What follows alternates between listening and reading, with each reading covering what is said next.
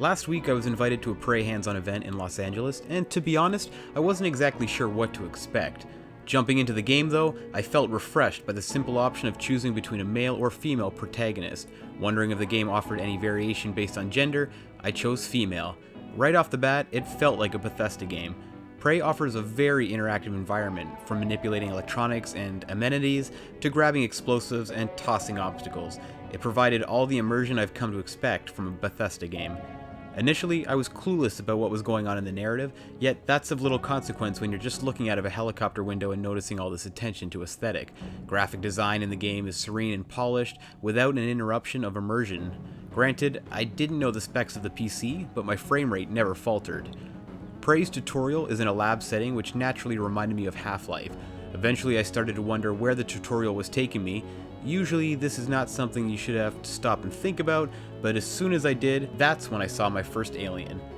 The alien introduction in this game is as it should be, a startling surprise.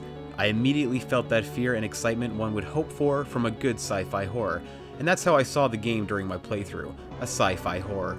Admittedly, not in the vein of Dead Space or Bioshock, but as something very unique.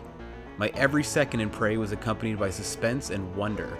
Arkane Studios supplements this through the scheme of environmental storytelling. I was learning about characters and my environment by checking terminals, inspecting objects, and everything surrounding. It isn't long before I realized in-game weapons and tools could be one and the same, your own mind compelled to function similarly. There's probably nothing else to better show the synchronization than the wrench, which is your first tool and essential to the game. This single item renders significance to various objects, accessing content through its repair functionality and hitting things. More importantly, it will keep you alive. I learned this as the first alien came my way. Aliens in Prey are terrifying, partly because of how quickly they can annihilate you, but also because of the surprise factor. You can't exactly anticipate where or when they'll reveal themselves. Discovering weapons like the glue cannon, however, helps alleviate some of that fear, and it's so rewarding. As a weapon that freezes enemies, the glue cannon doubles as a platform builder, since you can hop onto the concentrations of glue it fires, which allows easy reach of high places. Finding this single weapon launched my imagination into the possibilities of Prey. I contemplated what other creative designs would come my way in the full game, how they might double as tools and help progression. As I progressed, the black shape of the alien called Mimic repeatedly hit my screen with a jump scare. Eerie sounds and music facilitate those jump scares, and it all just works so well. When a full-fledged fight gets underway, music is also a pulse-pounding combination of awesome and frightening. Eerie audio just adds to the deterioration of your surroundings and always contributes to the suspense. Because of that, Prey's atmosphere is on point.